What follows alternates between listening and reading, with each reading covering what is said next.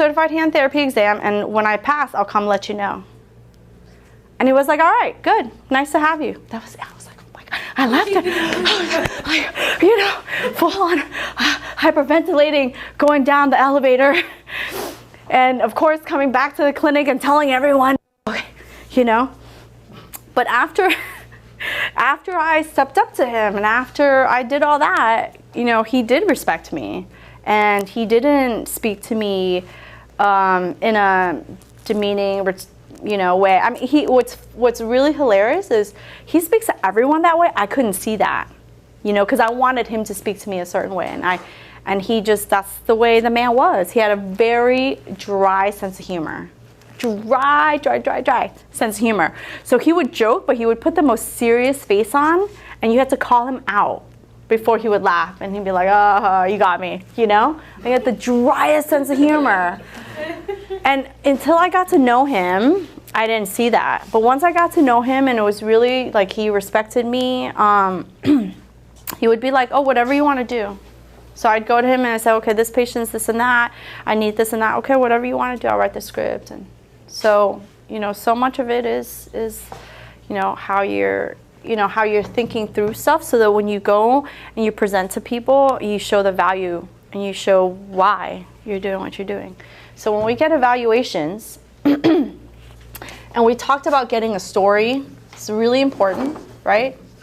If you have somebody who doesn't want to have surgery, and everyone else is talking to them about surgery, and you keep talking to them about surgery and they don't want surgery, you're not connecting with what they are looking for from you. Yeah. So they automatically don't trust you, right? Everything has to be realistic. You don't want surgery, but you need surgery. I need to have that conversation with you. I've tried everything. I've tried conservative, blah, blah, blah. At some point, I'm going to have to talk to you about the thing that you don't want. But you're getting their story, and you're getting exactly what you need. You're getting objectives. And those objectives are to go back to them, too, and say, okay, this is what we can do. And based on what I'm seeing here, this is what our next step is, right? And then of course, we have to create that plan of care and talk to them about, like, what is it that they need? Some people want all sorts of stuff and then don't come in, right? I want this and that I got. This guy comes in and he's like, oh, are there YouTube videos there's tons of YouTube videos. You can go ahead and do whatever you want. But if you don't know what your problem is, you're not going to get better. And then on one breath, he was like, I'll do it myself. And the next breath, I said, let me give you one key exercise to do. Oh, you know, I don't have time when I get home. You just told me you wanted to do all this stuff by yourself. But in the second breath, you're telling me that when you get home, you're so tired you can't do any of your exercises. Okay, well, which one do you want? Do you want the home program, or do you want to come into therapy so I can actually help you with it? You know, so really comes back to so much about listening and developing that trust. And this guy actually had been with me before, and part of it is that, you know, he feels defeated and he doesn't trust me anymore because I never fully got him 100% better, right? And he blames me for, God knows he's not blaming himself. You know, God knows he's not blaming himself for the shit that he does that irritates the crap out of his arm, right? It's my fault. I'm okay. I've got really strong shoulders and he can blame me all he wants. You know? But you got to come in. So which one do you want? You can't fight where people are at. Like, you'll be frustrated all day long. I don't like to be frustrated. So in our evaluations, we have the story, we have the objectives, we're creating this plan of care, right? So when you get a prescription, you want to know, for example, I have someone who came in, right, had a 5th metacarpal fracture, right? 5th metacarpal fracture, what am I allowed to do? So when you get an evaluation, let's kind of go back. And maybe in the prescription, all you know is hand pain. right? Diagnosis, hand pain.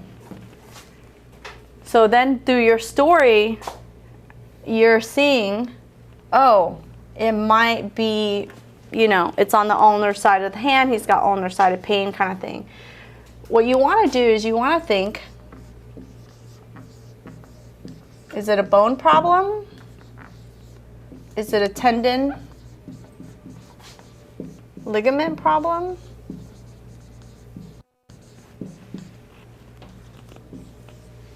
Or is it a muscle / nerve problem? Kind of grouping it together like this so you guys can, you know, break it down in this framework that you can see. If someone comes into you and they have, you know, a hand problem, and then you ask them, well, you know, what happened? Well, I was, you know, I was walking my dog, and then I fell, and I fell in such a way that it hurt the side of my hand, right? I broke it. So the doctor told me I broke it because I fell this way and I broke it. Okay, great. Now I know, is it a bone, a tendon, ligament issue, or a muscle nerve problem? I can pretty much confidently say it's a bone problem, right? Because he has a fracture. Now, just because I'm saying it's a bone problem doesn't mean it's not, you know, a tendon, ligament issue or a muscle nerve problem. Obviously, if you broke something, muscles are going to be involved, right? If you broke something, did they also dislocate it? It becomes a ligament problem. The only time it's not really a quote-unquote tendon problem is because it wasn't cut, right? Especially in the hand. Tendons are really, really strong. You have to cut them. Tendons don't quote-unquote tear unless you're talking about terminal tension, which is different. It's always that one exception that kind of messes you up when you're talking. But you can sort of, you know, in your mind, break it down. I've got a hand diagnosis. Is it a bone, tendon, ligament, or a muscle nerve problem? I have a fracture. I fell and I broke a fracture. Okay, great.